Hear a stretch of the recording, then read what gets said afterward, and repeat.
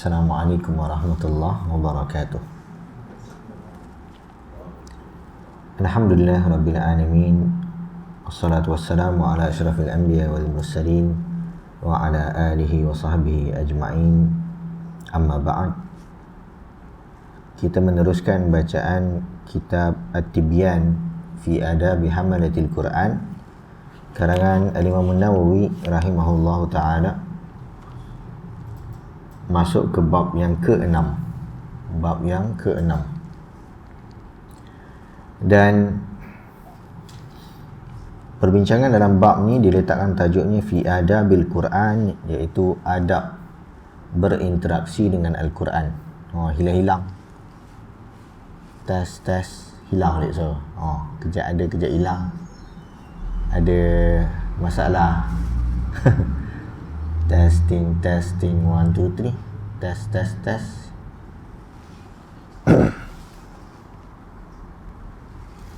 Cubaan 1 2 3. Cubaan 1 2 3. Cubaan dia hilang balik. Kejap ada, kejap tak ada. Testing 1 2 3. Cubaan 1 2 3. Okey dah. Okey, tak ada putus lah. Jadi bab yang kita nak masuk, bab yang baru, bab berinteraksi dengan Al-Quran.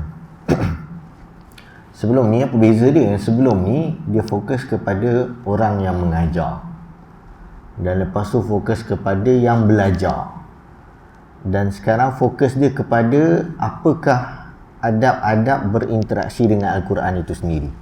Putus-putus juga dia macam ada putus-putus lagi kan. Terus je. Di belakang tak jelas jadi. Yang pertama adalah tentang keikhlasan.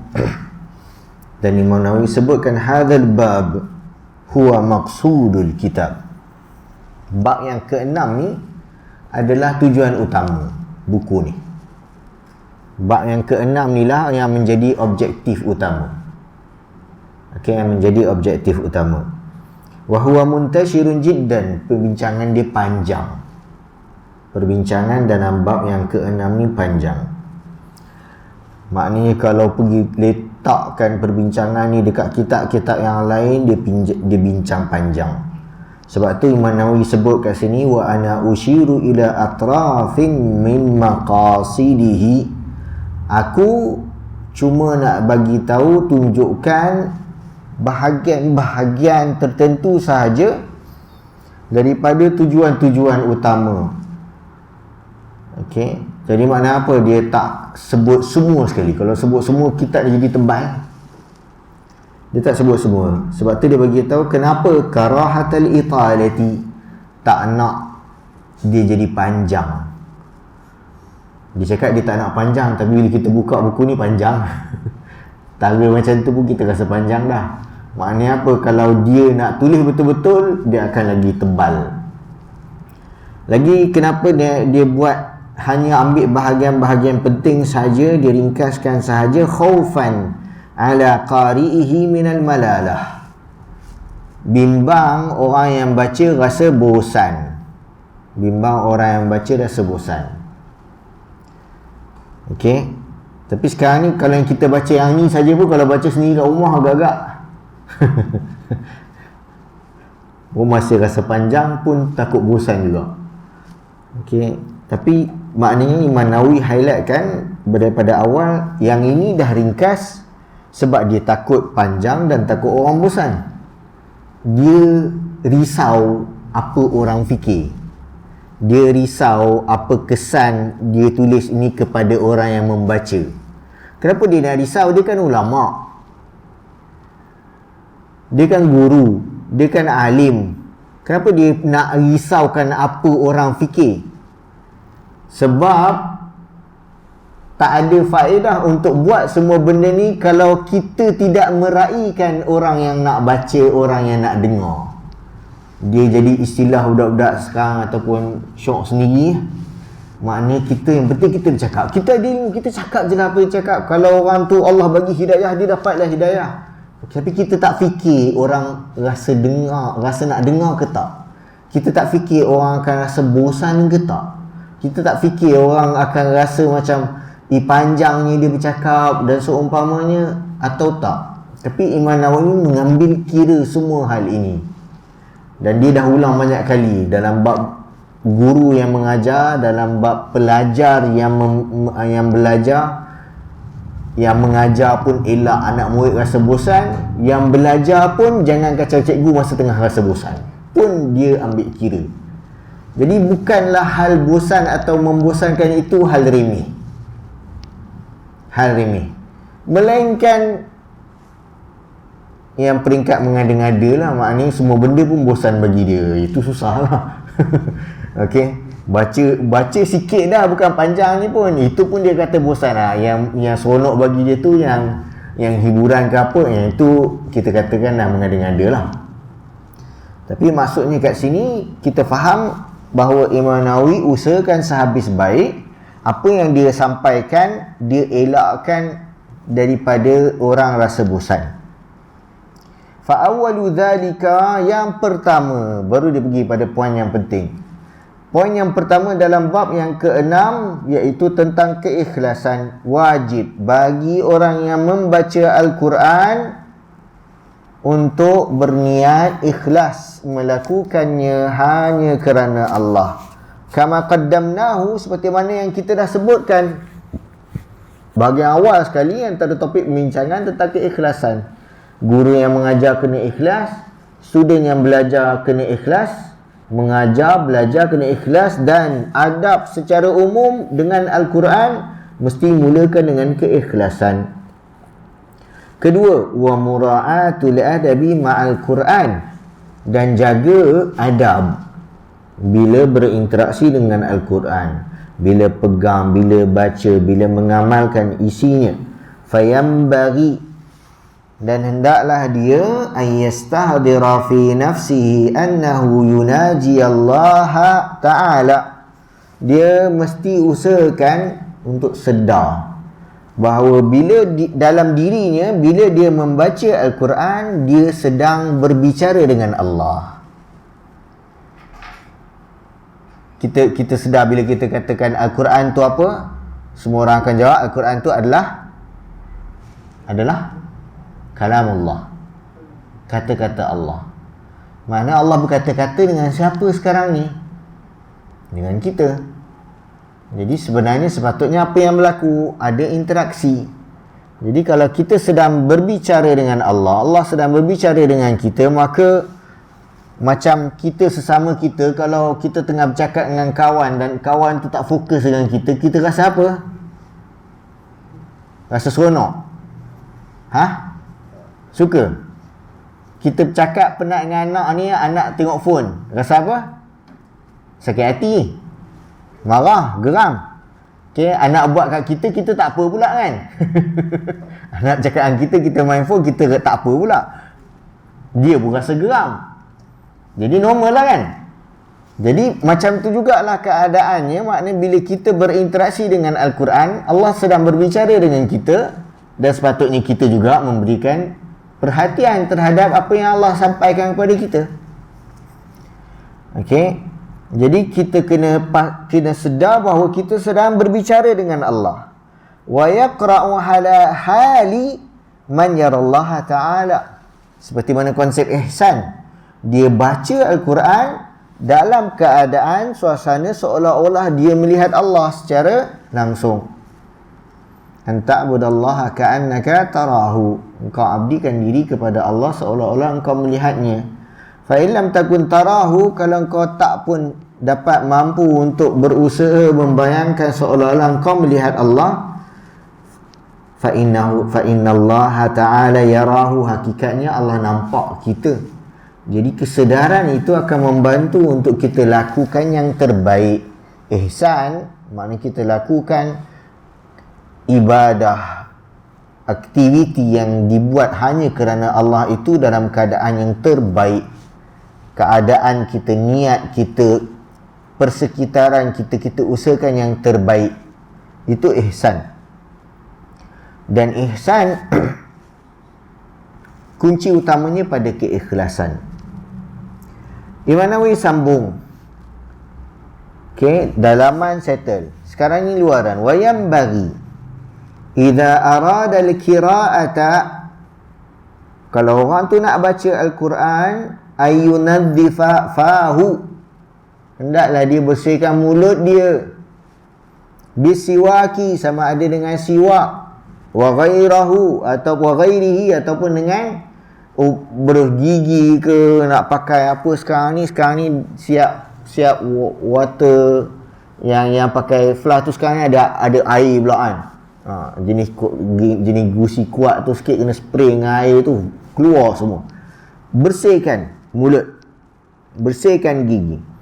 Okay, dan Imam Nawawi kat sini, dia sebab dia suka sunnah siwak tu, dia cakap sampaikan isu kayu, pilih kayu yang elok. Wal ikhtiyaru fi siwaki ay yakuna bi'udin min arakin. Okay, pilihannya kayu yang nak dipilih untuk siwak tu bahan daripada pohon yang namanya pohon arak. Okey, bukan arak, minum arak tu tak, ni nama pokok. Wa yajuzu bisairil idani, dan boleh juga dengan pokok-pokok atau kayu jenis-jenis kayu yang lain, tak ada masalah. Okey, ni saranan Imam Nawawi. Maknanya apa? Maknanya boleh je yang lain yang dia nampak makna lebih elok kesannya kepada proses membersihkan kayu jenis arak. Wa bikulli ma yunadhifu, tak tahu pun apa-apa sahaja bahan. Kebetulan zaman tu tak ada buruh gigi lah, zaman Imam Nawawi ni.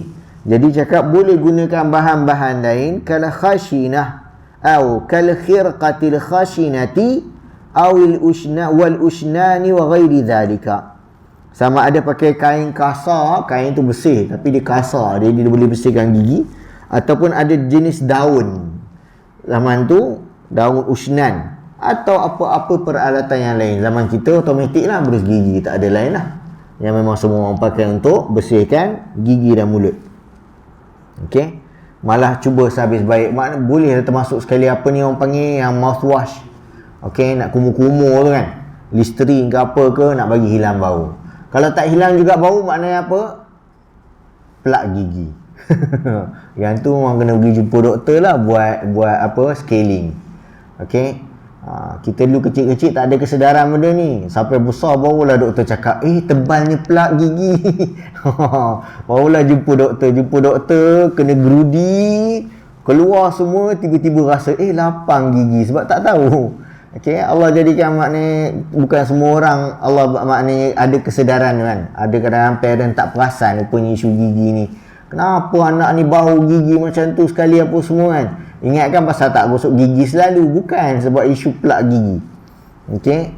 Jadi kalau ni biasanya kalau kebetulan macam kami kat UIA memang ada klinik gigi khas lah. Okey, 1 sem atau setahun sekali tu free, boleh buat scaling.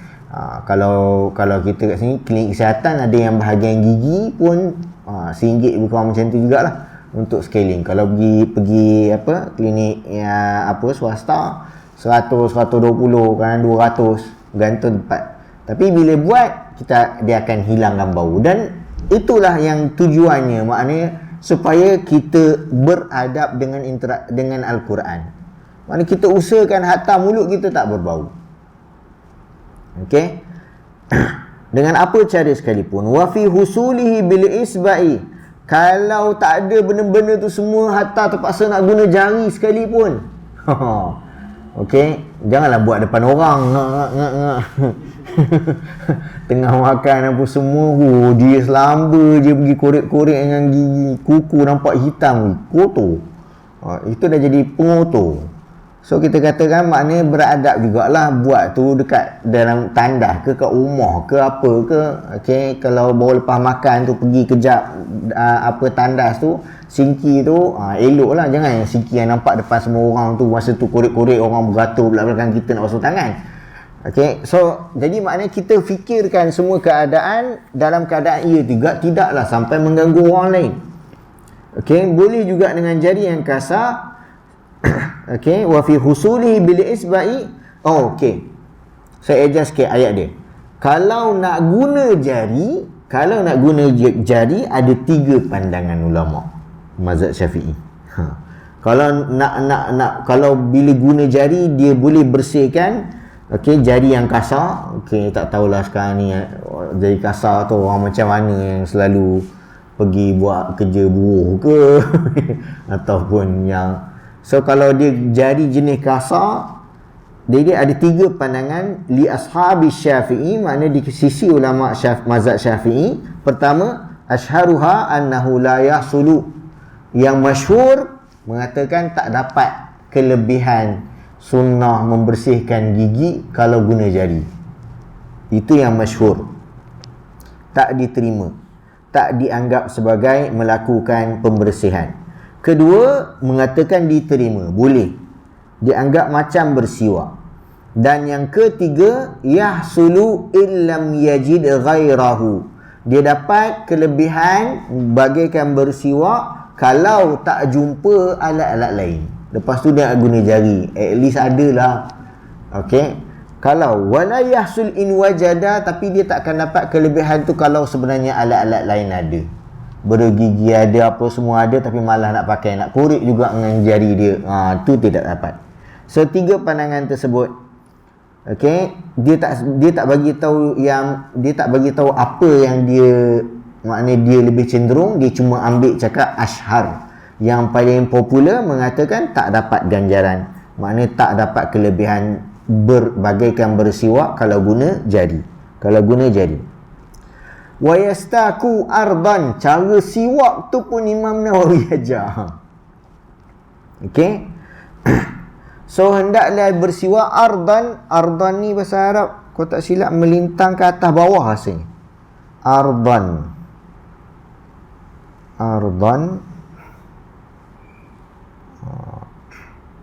Aradan. Apa dia bersilang-silang. Okey, ataupun daripada atas ke bawah. Ardan. So kita pun tak tahu tepat, sebab dia melintang dengan menegak. So dia ada lawan dia kepada ard. So point dia nak bagi tahu arah. Okey, so arah yang saya faham setakat ni, ardan maknanya dari atas ke bawah, mubtadi'an bil janibil aiman, mula daripada belah kanan dalam mulut. Okey, tayammun, istilah mula-mula dengan kanan ni kita panggil tayammun, bukan tayamum. Tayamum lain. Okey, tayammun daripada yamin masuk ke kanan. Apa-apa yang baik kita mulakan daripada kanan, berwudu, masuk masjid, masuk rumah. Okey, yang sebaliknya macam masuk tandas ke, okey, buang najis ke apa, guna tangan kiri. So ni sama juga, dia bersiwak mulakan daripada bahagian kanan mulut. Wa yanwi bihil ityana bis sunnati, dan ni dalam mazhab Syafi'i dia selalu perhatikan sehalus-halus, masa buat tu ingat kita tengah ikut sunnah Nabi. Makna sedar tu kita dapat pahala sunnah. Kalau buat tu sebab buat je, tak terfikir pun ni sunnah ke apa, tak dapat. Okey, Imam Syafi'i dalam mazhab Syafi'i sangat prihatin dalam perihal niat. Okey, permulaan perbuatan tersebut mesti kita sedar, aku tengah ikut sunnah ni. So kita buat tu kita dapat pahala sunnah. Qala ba'dul ulama, sebahagian ulama sebut, yaqulu inda siwaki, boleh nak baca doa, Allahumma barik li fihi ya arhamar rahimin. Ya Allah, berkati usaha aku ni bila aku bersiwak ni, wahai Tuhan yang Maha Pemurah. Okey, qala al-Mawardi min ashabi Syafi'i. Al-Mawardi antara ulama mazhab Syafi'i menyebutkan yustahabbu an yastaka fi zahiril asnani wa batiniha, sunat untuk siwak depan dengan belakang dalam. Okey, so memang macam kita buat macam berus gigi tu lah kan, kita berus gigi depan, lepas tu yang belah dalam pun kita berus juga kan. Okey, zahiril asnani wa batiniha. Unik betul Imam Nawawi sampai part nak cara gosok ni pun dia bincangkan. Dan itu memang sikap para ulama. Mereka akan pergi kepada butiran-butiran ini selagi ada manfaat-manfaat dia. Wa yumirras siwaka ala atrafi asnanihi, wa qarasi adrasihi, dia lalukan siwak tersebut antara gigi-gigi tu, bahagian ruang kat tengah-tengah tu, bukan setakat depan, antara gigi-gigi tu yang mana cili, bijan boleh sangkut semua tu, gosok orang kat situ. Dan juga karasiya adras. Karasiya adras ni gusi bahagian bawah, okey, atau atas, maknanya gusi yang menahan gigi tu pun bersihkan. Begitu juga wasak fi halqihi imraran rafiqan, begitu juga dinding mulut, okey, atas tepi-tepi dinding tu, okey, dengan lalukan dengan lembut supaya bersih. Okey, sebab tu ada sebahagian berus-berus gigi yang bahagian belakang berus gigi tu digunakan untuk bersihkan dinding dengan lidah, dinding dalam mulut dengan lidah. Okey, untuk kalau perasan kadang-kadang bahagian belakang berus gigi tu agak kasar. Ada sebahagian berus gigi dia design untuk sekali dengan bersihkan lidah. Okey, dia ingat berus gigi je, dia tak perasan kat belakang tu ada design pelik sikit tu sebab untuk lidah. Qalu, dan ulama-ulama sebut wayam bagi ayastaka bi'udin mutawassitin, dan sebaiknya dia bersiwak dengan jenis kayu yang sederhana, la syadidal yubusati, tak terlalu kering, wala syadidar rutubati, dan tak terlalu basah. Maknanya dia lembut, tak kering sangat, tak basah, dia basah-basah sikit. Okey, fa in ishtadda yubsuhu layyanahu bil ma', kalau dia terlalu kering, lembutkan dia dengan air. Wala ba'sa biistimali siwaki ghairihi biidnihi. Yang ini mungkin orang tak suka.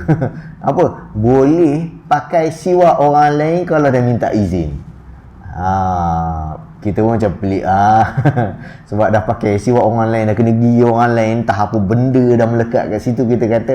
Tapi dia katakan secara umum, maknanya dari sudut hukum tak ada masalah, pakailah. Okey, kalau dah kita yakin orang tu bergigi dia bersih tadi, bukannya nampak apa-apa pun kat situ kan. Okey, so pakai kita, sebab kita punya siwak tak ada, dan seumpamanya ada je orang tak kisah. Okey, boleh. Wa amma idza kana famuhu najisan bidamin, tapi kalau orang tu mulut dia ada luka, ada darah, atau masalah-masalah lain, apa ulcer lah, ulcer kan nanah kat dalam kan. Okey, sakit kadang-kadang, so maka fa'inahu yukrahu lahu qira'atul Qur'ani qabla ghaslihi, makruh baca Al-Quran dalam keadaan duk mengalir darah tu, nanah tu, kena basuh, muntahkan dulu. Okey, bersihkan. Wahal yahrum, makruh, tapi adakah ianya haram kalau baca juga dalam keadaan berdarah mulut ataupun berdanah? Qala ar-Ruyani min ashabi Syafi'i an walidihi yahtamilu wajhain. Ini untuk banyak tau, sebab sikit dalam mazhab Syafi'i semuanya ma'fuun anhu, dimaafkan.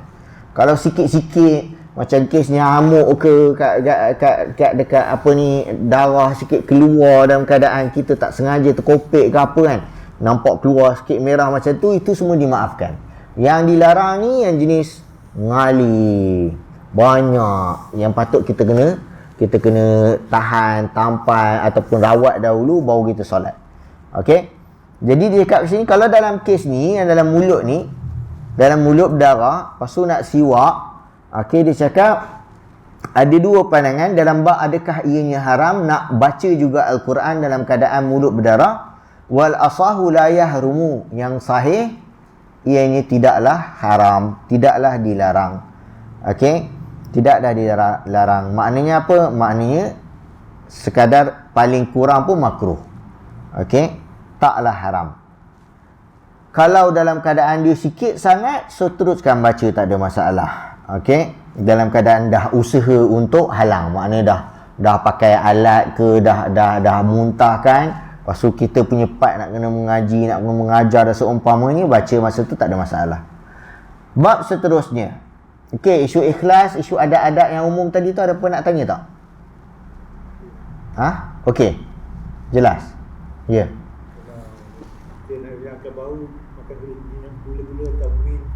Boleh. Okey, kalau makan gula-gula, asalkan makan tu bagi habis dulu, jangan masa tengah mengaji tu sambil gula-gula tu ada dalam mulut, taklah. Maknanya bagi kalau macam apa ni, ada maknanya sebahagian gula-gula yang memang yang mentos ke kan, yang memang untuk freshkan bau mulut tu, boleh, tak ada masalah. Okey, asalkan masa mengaji tu dah habis dah telan, dah habis dah gula-gula tu.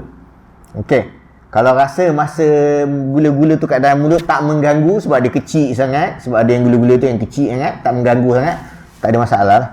Okey, okey, lagi pakai braces. Lepas tu? Sebab setahu saya kalau pakai braces, dia punya cara aturan jaga dia lagi sangat teliti berbanding orang yang biasa-biasa. Dia ada berus yang khas lagi. Jadi of course lah dia tak buat tu, maknanya setiap kali nak mengaji nak kena buat, setiap kali nak mengaji kena buat. Dia dah ada jadual-jadual. Orang macam tu sepatutnya dia ikut jadual dia lah. Jadi kalau dia dah baru lepas, bolehlah disusun jadual mengaji dia gosok gigi tu. Okay, ada kenangan saya sampai memang setengah jam ke 45 minit dia kena duduk dalam tandas sertakan gigi dia sebab dia pakai braces. Okay, so dan lepas tu barulah mengaji. Okay, galakan, ni semua galakan. Okay, taklah sampai haram, kalau tak bersihkan. Okay, lagi cukup. Seterusnya, muhafazatuhu ala taharati, hendaklah dia jaga diri dia supaya dalam keadaan bersuci sentiasa. Okey, jaga kebersihan dan dalam keadaan suci. Yustahabu ay yaqra'a wa huwa ala taharati, digalakkan okey baca al-Quran dalam keadaan suci. Dalam keadaan suci, paling tidak ukuran suci kat sini apa? Berwuduk.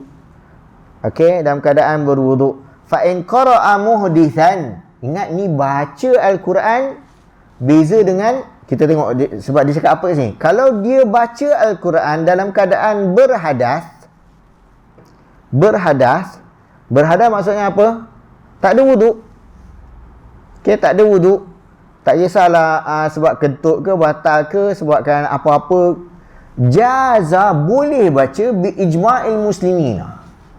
Tapi kita biasa dengar apa kalau tak ada wuduk? Boleh baca ke Al-Quran? Tak boleh. Apa masalah kat sini? Sebab dia tengah cakap baca Quran, bukan pegang mushaf. Yang dilarang adalah pegang mushaf. Jadi kalau dia baca dalam keadaan tak pegang mushaf ataupun pegang phone ataupun hafalan, adakah wajib dia berwuduk? Tak wajib berwuduk. Yang wajib berwuduk pegang mushaf. Beza tak? Nampak tak beza? Baca Quran dengan pegang mushaf. Of course lah, masa pegang mushaf tadi tu boleh jadi dia baca, boleh jadi tak baca. Okey, wajib berwuduk bila memegang mushaf. Tapi ijma' umat Islam kata kalau membaca Al-Quran, contohnya dia tengah ulang hafalan daripada phone apa semua, digalakkan berwuduk. Digalakkan maknanya apa? Sunat.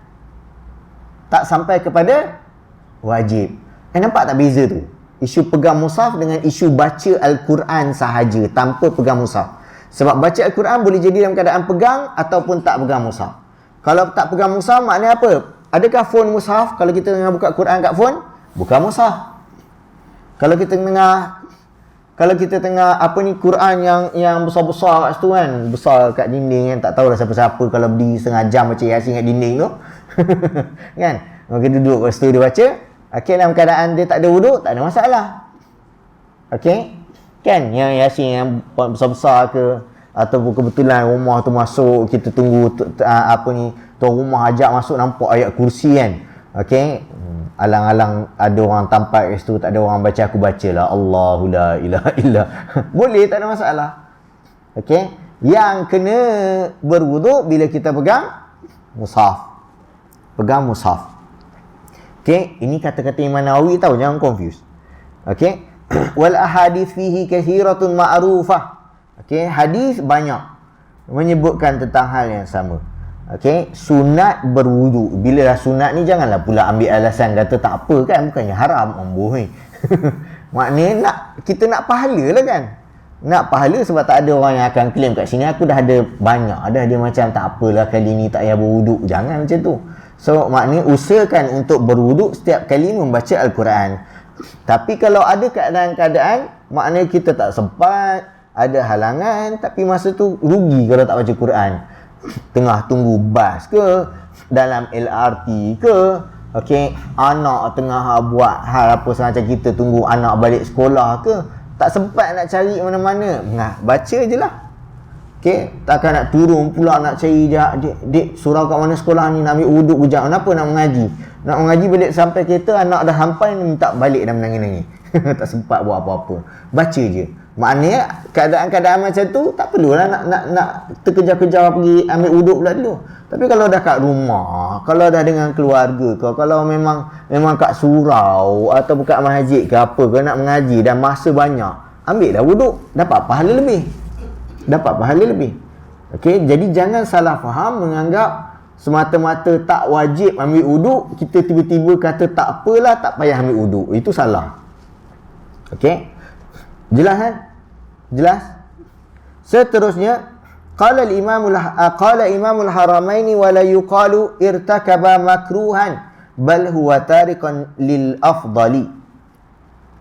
So kalau dia tinggalkan maknanya dia baca Quran tanpa wuduk, Imam Haramain cakap, kita tak bagi tahu, kita tak cakap dia buat benda yang makruh. Tapi yang kita sebut, dia tinggalkan benda yang lebih utama. Apa dia benda yang lebih utama? Berwuduk bila baca Quran. So kita tak cakap makruh meninggalkan wuduk untuk baca Al-Quran, dia tinggalkan perkara yang lebih utama. Okey, Imam Haramain sebut. Fa in lam yajidil ma tayammama. Tapi kalau dia tak jumpa air, dia boleh bertayammum. Adapun wanita yang istihadah, okey, rupanya bab adab-adab baca Quran ni dia masukkan juga isu-isu fiqh. Okey, dan saya tak akan ulang panjang kecuali part-part yang saya ingat, okey, berdasarkan bacaan-bacaan dan kitab-kitab yang tadi yang kita orang tengah baca sekarang ni dengan pelajar-pelajar di UAE, kitab Umdatus Salik wa Umdatun Nasik, okey, karangan Ibn Naqib Al-Misri. So itu pun matan dalam mazhab fiqh, mazhab Syafi'i, fiqh mazhab Syafi'i. Okay, ada banyak rujukan-rujukan penting yang kita sepatutnya kita dedahkan diri kita dan lihat bagaimana telitinya mazhab Syafi'i ni memberi aturan supaya kita berdisiplin dalam urusan fiqh.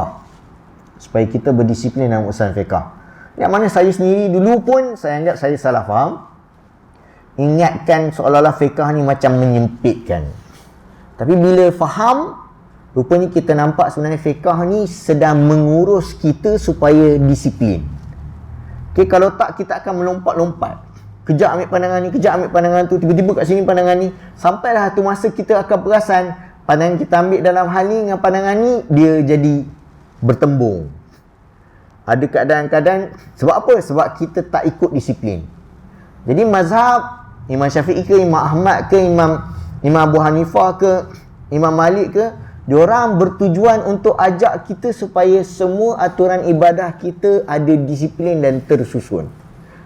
Okay, sebab tu ada aturan-aturan yang ni kena buat macam ni, tak boleh buat macam ni. Yang ni batal, ni tak batal. Dan seumpamanya, sebab dia nak kita disiplin. Bukan saja-saja, bukan mengada-ngada, bukan nak menyusah-nyusahkan, tak. Okey, yang itu apa yang saya faham bila belajar usul mazhab, bila belajar usul fiqh dan bila belajar matan fiqh mazhab. Okey, maknanya saya anggap dahulu saya salah faham. Okey, bila belajar baru tahu, baru macam sedar diri. Oh, rupanya isu mazhab ni bukan isu remeh dan sampingan, tak. Okey, dan terutamanya bila berkenalan dengan Imam Nawawi dengan apa yang dia tulis. Okay, so kita nampakkan hal ini dan kita akan menghargai betapa dia banyak memudahkan urusan-urusan kita beribadah kerana adanya mazhab. Kalau tak ada mazhab ni, kita akan perasan berteraburnya amalan-amalan semua umat Islam. Okay, sebab semua orang akan cakap pandangan ni lagi bagus, yang tu tak bagus, yang ni lagi best, yang ni lagi kuat, yang tu lagi kuat. Tapi sebab ada mazhab, semua jadi tersusun. Okay, patah balik.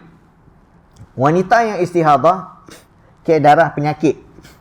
Istihadah berlaku bila range 1 sampai 16 hari itu tak dipenuhi. Kurang 1 hari atau lebih, terlalu banyak sangat. Okey, jadi bila darah penyakit, macam mana dia nak mengaji? Wal mustahadatu fi zamanil mahkumi, okey, fi zamanil mahkumi bi annahu tuhurun hukmuha hukmul muhdith. Wanita yang tengah darah penyakit, masa tu tarah tak keluar, maka dia bagaikan dia bagaikan orang yang berhadas kecil. Dia berhadas tapi hadas dia kecil. Okey, so makna kalau kes hadas kecil dia macam apa? Makna digalakkan untuk dia berwuduk. Okey, dan kalau dalam keadaan dia tak berwuduk, hanyalah makruh. Maknanya hanyalah dia meninggalkan apa yang lebih aula. Dia boleh baca. Okey, wa ammal junubu wal haidu, adapun orang yang junub, okey, kerana hubungan atau kerana mimpi basah, dan wanita yang haid, fa innahu yahrumu alaihi ma qiraatul Quran. Yang ni tak boleh langsung. Jadi tadi hadas kecil maknanya semata-mata tak ada wuduk. Tapi kalau junub, no way at all.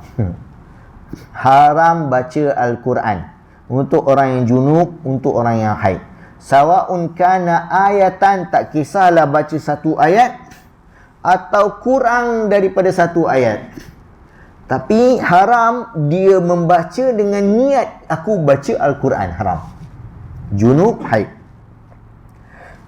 Tapi Imam Nawawi sambung, yajuzu lahuma, boleh dia nak lalukan ijra'ul Qur'ani ala qalbihima min ghairi talaffuzin bihi.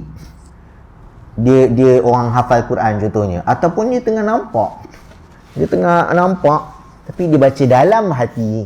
Yang ni kita pakai baca dalam hati tanpa melafazkan, boleh. Pahala itu cerita lain. Isu pahala cerita lain. Sebab pahala qiraatul atau tilawatul Quran mesti dengan lafaz. Pahala yang 10 kali ganda tu, alif 10 pahala, lam 10, mim 10, itu dengan melafazkan. Okey, kalau tak belaka semua orang baca Quran senyap je semua. Kan sama je pahala dia, baca tak baca sama. Aku baca Quran ni tak boleh. Sebab membaca bila kita bersuara. Okey. Untuk orang bisu hukum lain cerita pula. Lagi tiba-tiba tanya keluar pula. Kalau bisu macam mana? Itu cerita dia ada cerita dia lain. Okey. Kita katakan untuk hukum secara umum. So boleh. Isu dia sekarang ni kata harus. Maknanya kalau dia baca lalu hati saja dalam keadaan dia junub haid, boleh. Dalam hati tak ada masalah. Okey. Wa yajuzu lahum man nadharu fil mushafi wa imraruhu 'alal qalbi. Malah boleh juga tengok mushaf, bukan pegang. Kena hati-hati betul-betul hatu-hatu ni. Ni dia cakap mushaf boleh ni. Lah, kan dia sebut nazar. Nazar maknanya tengok saja boleh ke? Dah orang tu kebetulan tengah lalu dekat mana-mana ke, orang tengah buka mushaf ke, dekat kelas contohnya ada kuliah ke apa ke. Lepas tu nampak, lepas tu kita baca dalam hati macam tu, apa yang kita nampak tak ada masalah. Wa ajma'al muslimuna ala jawazi tasbihi wat tahlili wat tahmidi wat takbiri was salati ala nabi sallallahu alaihi wasallam. Ijma' umat Islam, ulama-ulama Islam mengatakan boleh bagi orang yang junub, haid, untuk baca zikir-zikir, tasbih, tahlil, tahmid, takbir dan selawat. Walaupun zikir itu sebenarnya ada dalam Al-Quran. Macam kita baca subhanalladzi sakharana hadza wa ma kunna lahu muqrinin wa inna ila rabbina lamunqalibun, ayat Quran kan. Tapi kita niatkan zikir, jangan niatkan baca Al-Quran. Sama juga buat doa. Okey. Jadi kat sini dia bagi tahu, Imam Nawawi sambung, in qala lil insani khudhil kitaba biquwwatin. Kalau ada orang bercakap A bercakap kepada B, dia bercakap ni, dia ada benda dia nak pesan. Kebetulan benda yang dia nak pesan tu, ayatnya dia ambil daripada ayat Quran. Okey, ayat dia ambil pesanan, dia nak bagi pesanan sebenarnya. Pesanan dia cakap, peganglah kitab ni kuat-kuat, pegang Quran ni elok-elok. Ayat dia dalam Al-Quran ada khudil kitaba biquwwatin, surah Maryam. Khudil kitaba biquwwatin, diguna ungkapan yang sama, dipanggil iktibas. Kita salin, okey, tapi kita punya tujuan bercakap, kita bukan nak baca ayat Quran. Kebetulan saja, atau bukan kebetulan pun, kita memang ambil ayat yang sama, tapi kita niatkan untuk bagi peringatan. Kita bukan niatkan aku baca Quran ni kepada engkau, tak. Jadi sebab tu dia cakap wa qasada bihi ghairal Quran. Kenapa kat sini qasada ada alif? Dia merujuk kepada junub dengan haid tadi, dua. Okey, orang yang junub dengan orang haid ini tadi, kalau dia pergi cakap kat orang hudil kitab biquwwatin, peganglah Al-Quran ni kuat-kuat, dan dia bukan niat baca Al-Quran, dia cuma iktibas, tapi tujuan dia nak bagi pesanan, maka itu dibenarkan. Fahuwa jaizun wa kadha ma ashbahahu. Macam tu juga kalau dia ni orang yang faham bahasa Arab lah biasanya buat macam ni. Orang ni faham bahasa Arab dan ada ayat-ayat Quran yang dia ingat dan dia faham maksudnya, dan dia gunakan ayat tu nak bercakap waktu time-time lain dalam keadaan dia junub dan haid, tak ada masalah. Asalkan dia tidak meniatkan bacaan itu sebagai bacaan semua dah lost lah Al-Quran. Al-Quran. Okey. Khudil kitaba biquwwatin maksudnya apa? Okey, maksudnya ambillah Al-Quran ini dengan kuat. Okey. Wa yajuzu lahum ay yaqula indal musibati, dan boleh juga orang yang junub dengan haid ni bila berhadapan dengan musibah, lepas tu dia baca macam mana Allah suruh baca, inna lillahi wa inna ilaihi raji'un. Okey, idza asabatkum musibatun faqalu inna lillahi wa inna ilaihi raji'un. Jadi bila timbul musibah, boleh tak dia nak baca inna lillahi wa inna ilaihi raji'un? Boleh. Idza lam yaqsidal qur'ana, selama mana dia tidak niatkan dia baca Quran, dia cuma niatkan ikut contoh yang Allah pesan. Okey, Allah cakap kalau ada musibah berlaku, sebutlah inna lillahi wa inna ilaihi raji'un. Qala ashabuna al-khurasaniyuna, ulama-ulama mazhab Syafi'i, geng-geng Khurasan. Okey, ni perbincangan sirah bab fiqh pula. Fiqh ni ada sejarah dia. So dia ada blok-blok, blok timur, blok barat, blok maghrib, blok Khurasan, blok Mesir, macam-macam lagi. So Imam Nawawi sebut sekali-sekala perkara-perkara ni menyebabkan kita tahu, okey, bab-bab fiqh ni kadang-kadang dia ada geng-geng. Geng-geng Khurasan punya dia ada pandangan-pandangan. Wa yajuzu an yaqula inda rukubid dabati, boleh juga kalau dia orang ni junub haid, masa tengah naik tunggangan haiwan, kereta, apa saja jenis kenderaan, dia boleh baca subhanallazi sakhkhara lana hadza wa ma kunna lahu mukrinin. Okey, dia boleh baca zikir ni, dia boleh baca doa naik kenderaan ini dengan tujuan membaca doa, bukan tujuan membaca Al-Quran. Begitu juga bila dia nak berdoa, Rabbana atina fid dunya hasanah wa indad du'ai Rabbana atina fid dunya hasanah wa fil akhirati hasanah wa qina adzabannar. Okey, boleh juga nak baca walaupun dia ayat Quran, tapi dia baca dengan tujuan berdoa, minta kepada Allah walaupun ayat dia sama dengan ayat Quran. Okey. Qala Imamul Haramain, Imamul Haramain Al-Juwaini beritahu, fa idza qala al-junubu, kalau orang yang junub ni dia pergi baca bismillahi walhamdulillah, bismillahi walhamdulillah, fa in qasada al-Qur'ana asa, kalau dia baca bismillah, dia baca alhamdulillah, bismillah dengan alhamdulillah sahaja, dan dia maksudkan ini bahagian daripada Al-Quran, asa, maknanya dia dah buat maksiat, dia berdosa. Wa in qasada dzikra aw lam yaqsid syai'an lam ya'tham, kalau dia niatkan ianya sekadar zikir, atau dia baca bismillah, dia baca alhamdulillah, tak niat apa-apa, okey, terlintas kat mulut macam tu sahaja, lam ya'tham, dia tidak berdosa, tapi tak dapat pahala lah sebab tak ada zikir pun. Okey, jelas ke setakat tu? Oh, ada lagi. Belum habis lagi, sikit lagi. Wa yajuzu lahu ma qira'atu manusikhat tilawatuhu. Dan boleh juga orang yang junub dengan orang yang haid ni baca ayat-ayat Al-Quran yang dah mansuh. Yang ni memang tak ada lah dekat mushaf kita kan. Jadi kalau dia ni memang student mengaji bab qiraat ke, mengaji ulum Quran ke, student YA bidang Quran sunnah contohnya, dia tahu ada ayat-ayat ni mansuh. Okey, sebab kalau dalam kitab-kitab dia sebutlah ayat-ayat yang mansuh ni. Antaranya macam ayat ni, asy-syaikh wa syaikhatu iza zanaya farjumuhumal battata. Okey, dikatakan ayat ni dah mansuh. Asalnya ada dalam Quran dan Allah mansuhkan.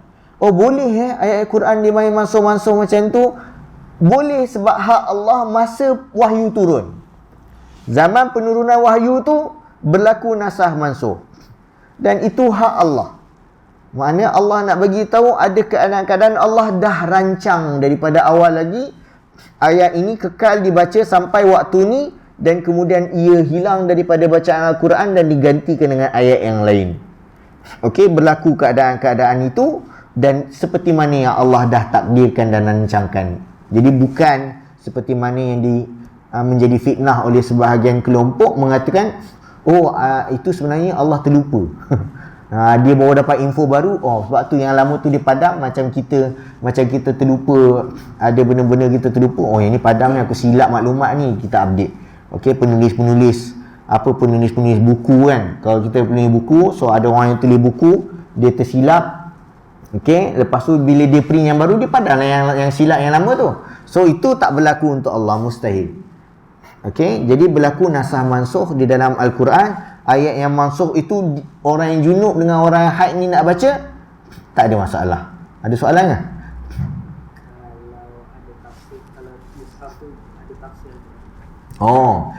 Isu kalau dia kalau dia nak baca daripada mushaf, dia yang penting dia bukan junub lah kan. Dia isu muhdith sahaja, dia tak ada wuduk, boleh tak dia baca mushaf yang ada terjemahan? Ada terjemahan. Okey, dalam mabahith fi ulumul Quran dan juga rasanya nanti pun dia akan bincang juga ni. Ada nanti dia akan sentuh. Okey. Tapi dia ada perbincangan tentang kalau teks ayat Al-Quran itu dalam satu muka surat lebih besar dan lebih banyak berbanding bahagian yang terjemahan, dianggap mushaf juga. Maknanya tak boleh. Tak boleh pegang dalam keadaan tak ada wuduk. Okey. Tapi kalau lebih banyak bahagian terjemahan dan bahagian atau tafsir dan seumpamanya berbanding ayat Quran, maka dibenarkan. Okey, yang itu kita akan nampak nanti. Ada. Okey, seingat saya ada. Okey. So habis bab ni. Okey, habis bab ni cuma dia tambah sikit, dia panggil latifah. Latifah ni macam ada isu unik. Okey. So dia bagi tahu, idza lam yajidil junubu wal haidu ma tayammama. Lajak masa dah sebenarnya kan. Kalau orang yang junub atau haid tak jumpa air, dia boleh tayammum. Okey. Ni junub haid. Junub haid mana dia kena mandi wajib. Mandi wajib, air tak ada. So dia boleh mandi wajib guna ataupun dia tayammum sebagai ganti mandi wajib. Wa yubahu lahul qira'atu was salatu wa ghairuhuma. Dan masa tu kalau dia dah tayammum, dia boleh baca Al-Quran, dia boleh salat dan buat benda-benda lain. Okey, ni kes tak ada air. Fa in ahdatha, tapi bila dia dalam keadaan dah tayammum tu, lepas tu dia macam batal tayammum dia sebab kentut ke apa ke, harumat alaihi salatu wala tahrum, solat je yang tak boleh. Haram solat, tapi tak haram bagi dia baca Al-Quran, tak haram bagi dia duduk di masjid, dan amalan-amalan lain mimma la yahrumu alal muhdithi kama law igtasala thumma ahdasa. Sebagaimana tidak haram bagi orang yang berhadas kecil untuk lakukan amalan-amalan tersebut. Mana ada orang yang berhadas kecil kan, kita cakap tadi, maknanya dia boleh baca Al-Quran tapi tak boleh pegang mushaf. Okey. So macam tu juga orang yang junub, orang yang haid, tak ada air, dia tayammum. terkentut, maknanya apa bila terkentut? Maknanya dia ada hadas kecil. Dia berhadas kecil, okey, dalam keadaan dia tadi dah tayamum. So kalau dia tak tayamum, dia tak boleh solat. Tapi boleh tak dia nak mengaji? Boleh. Mengaji boleh. Okey. Jadi sebagaimana apa yang dilakukan oleh orang yang muhdis berhadas kecil dalam keadaan ada air, bila dia dah mandi, kemudian dia mandi tapi kemudian dia terkentut, dia dah mandi wajib, sama juga, atau kamar ni maksud sama juga seperti orang yang lepas junub atau dah haid, lepas tu dia dah putus haid dia, dan dia dah mandi tapi lepas mandi terkentut. Maknanya hadas besar tak ada dah, hadas kecil ada. Okey, hadas kecil ada sebab dia dah terkentut. Okey, dalam kes macam tu dia tak boleh solat, of course, sebab dia kena ambil wuduk. Okey, tapi boleh tak dia mengaji? Boleh. Dengan syarat dia tak pegang mushaf. Dengan syarat dia tak pegang mushaf. Dan terbaik of course lah dia ambil wuduk. Yang terbaik of course lah bila dia ambil wuduk. Kita habiskan sikit lagi. Cakap latifah macam pendek tapi panjang juga rupanya. Saya rasa kita stop dekat situ. Okey, kita akan stop dekat situ. Dan pada part tadi apa, idza lam yajidil, saya akan ulang baliklah kot idza lam yajidil junub ni. Okey, sebab ni sebenarnya bahagian ni agak panjang dan elok kita berhenti kat situ. Setakat ni ada poin nak tanya? Clarify balik.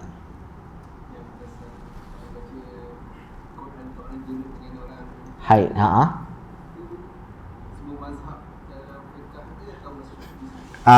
saya tak sempat buat perbandingan mazhab dalam bab ni. Maknanya setakat kita pegang kepada mazhab Syafi'i, so itu yang mazhab Syafi'i pegang. Itulah kaedah yang dalam mazhab Syafi'i. Adakah berlaku perbezaan dalam mazhab-mazhab lain? Allahu a'lam. Okey. Lain? Kalau kita bawa tengah baca mazhab, tapi kita nak masuk toilet, tapi kita pulang mazhab yang kecil. Lepas tu kita nak masuk toilet, kita letak dalam buket ke atau kita kena letak? Okey, isu nak bawa mushaf ni ada nanti sampai. Okey, dia akan sentuh. Okey. So mazhab Syafi'i, Imam Nawawi agak strict buat ni. Agak strict buat ni. Okey, sebab tu buat langkah ke apa yang macam memang orang-orang tua kita praktis kan. Okey, jangan letak kat bawah ke apa semua tu. So memang itu yang disebutkan dalam mazhab. Maknanya Imam Nawawi pun dalam bab menghormati mushaf dia sangat jaga. Dia sangat strict. Okey, so kita akan nampak nanti bincangan tu. Walaupun di kalangan ulama lain, maknanya kalau ambil fatwa-fatwa pun dia akan bagi ada keringanan-keringanan. Contohnya dia tak jumpa tempat yang lain untuk letak elok, dan dia simpan kat dalam bekas yang tertutup dan seumpama. Jadi boleh bawa masuk tandas, sebab hakikatnya dia bukan masuk dalam tandas nak baca Quran pun. Okey, dia pun letak beg tu elok, sangkut kat atas apa semua, barulah dia buat kerja dia. Okey, bukannya sambil pegang beg pula lepas tu melepas. So itu ada pengecualian-pengecualian, tapi itu dibincangkan dalam fatwa-fatwa. Adalah keringanan-keringanan berdasarkan konteks dan keadaan tertentu. Okey, tapi apa yang mazhab bincangkan adalah untuk secara umum dengan tujuan menjaga kehormatan Al-Quran. Menjaga kehormatan Al-Quran. So kita pun tak salah tanggap juga bila mazhab strict dalam bab-bab menjaga Al-Quran. Sebab nak jaga hormat, kita pun setuju kita nak hormat Al-Quran. Okey, tapi adakah ada pengecualian-pengecualian untuk kes-kes tertentu, konteks-konteks tertentu? Pastilah ada. Pastilah ada keringanan-keringanannya. Okey. So kalau dah konteks contoh dalam ma'had tahfiz ke apa ke, banyak tempat boleh letak, nak bawa juga masuk tandas, memang tak kenalah. Okey. Jadi itu semua akan sampai bincangan-bincangan dia. So setakat ni yang penting kita faham dalam bab berhadas, dalam bab berhadas, so mazhab Syafi'i dah letakkan outline dia, garis utama dia. Okey, sunat berwuduk. Okey, pegang mushaf cerita lain. Adapun junub dengan haid, that's it, tak boleh langsung. Okey, adakah ada pengecualian untuk orang yang menghafal Al-Quran? So ini pengecualian-pengecualian yang sebahagian ulama-ulama kata boleh dengan syarat-syarat yang ketat dan macam-macam lagi. Yang betul tetap tak pegang mushaf, kalau nak pegang pun benda lain, dan memang fokus hafalan saja, mengulang dan macam-macam lagi. Okey, saya rasa cakap tu dahulu. Okey, sebab kalau tak nanti saya terlambat pula untuk kelas yang seterusnya online. Ya. Last.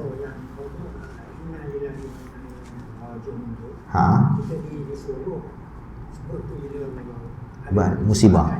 Adakah kita mesti pasal niat kita sebut tu? Pasal niat maknanya kita sebutkan dengan niat zikir. Maknanya kita tak niatkan dia sebagai bacaan Al-Quran. Itu je lah maksudnya. Dan dia bukan suatu yang rumit. Maknanya kita boleh beza tak masa tu kita tengah baca Quran ke baca zikir? Kita bila ada musibah spontan kan? Betul. Yang spontan tu masa tu kita spontan ingat Allah ke atau kita spontan macam orang panggil telatah? Kita spontan melatah ke atau kerana kita tahu ini musibah dan Allah ajar aku sebut inna lillahi wa inna ilaihi raji'un, dalam keadaan kita ingat aku diajar suruh baca ni sebab maksud dia kita adalah milik Allah dan kita akan kembali kepada dia. Jadi ada beza lah. Sebab Allah, sebab ingat, sebab kita tahu inilah yang Allah ajar kita, mana Allah nak kita buat. Beza dengan orang yang sebut kerana melatah. Maknanya dia sebut tapi dia tak terfikir apa. So yang itu rugi.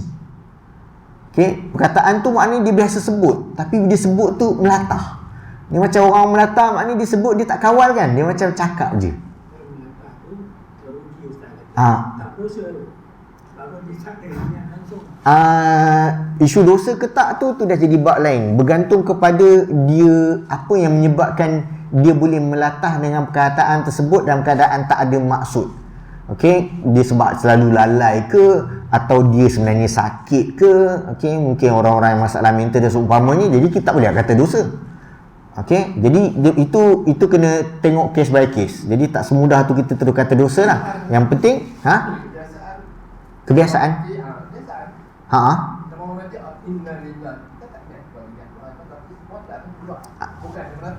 Betul. Jadi sekarang ni yang kita nak latih seperti mana yang Al-Quran sebut, wa dzkurullaha katsiran la'allakum tuflihun. Maknanya banyak kalian mengingati Allah hatta dalam keadaan kecemasan, emergency, kita masih lagi ingat Allah. Maknanya aksiden berlaku, kita cepat-cepat tolong orang dalam keadaan sedar, kita tolong ni kerana Allah. Bukan biarkan kehidupan kita kosong sampai benda-benda berlaku kita buat spontan dalam keadaan tak ingat Allah. Sayang. Tak ada beza kita dengan orang Muslim macam tu. Diorang pun ikhlas juga tolong orang, tak ingat Allah juga, tak tahu siapa. Bezanya kita buat benda-benda perkara dalam keadaan spontan sekalipun, dalam keadaan kita tahu kita buat ni kerana Allah. Dan itu yang menjadikan keimanan kita mempunyai harga yang bernilai. Sebab tu zikir tu disuruh selalu. Sebab Allah nak kita sampai keadaan-keadaan spontan pun kita ingat Tuhan. Bukan kerana dah biasa tapi tak ingat. Tak. Itu kita nak dia tak tepi. Okay, sebab hidup kita kerana Allah. Bukan kerana aku tiap-tiap hari pagi bangun macam tu aku tak ingat lah Allah pagi-pagi bangun. Tak, kita tukar. Fikiran kita bangun, aku hari ni nak buat segala amalan kerana Allah. Aku keluar, apa saja yang berlaku emergency, aku nak ingatkan diri aku, kena ingat Allah masa tolong orang, kena ingat Allah masa cakap perkataan ni, marah ke apa ke, semua mesti ada alasan yang masyru', diterima Allah dalam keadaan sedar. Zikir itulah yang akan bantu kita. Masuk tandas keluar tandas, masuk rumah keluar rumah, pergi berjalan, nak naik kereta keluar kereta, semuanya ada bab bibit-bibit kita diminta untuk berzikir supaya ingat. Tak ada sebab lain. Kalau kita tahu kita selalu lupa, so tak ada cara lain kecuali usaha. Itu yang kita sedang lakukan. Ni majlis zikir sebab nak suruh kita ingat Allah. Bila kita solat, ingat Allah lagi. Okey, diuji dengan musibah, ingat Allah. Dan seumpamanya. Saya rasa cukup setakat tu. Kita akhiri dengan tasbih kafarah surah Al-Asr. Subhanakallahumma bihamdik, asyhadu an la ilaha illa anta, astaghfiruka wa atubu ilaik. Sallallahu ala Muhammad wa ala alihi wa sahbihi wa baraka wa sallam. Alhamdulillah rabbil alamin. Assalamualaikum warahmatullahi wabarakatuh.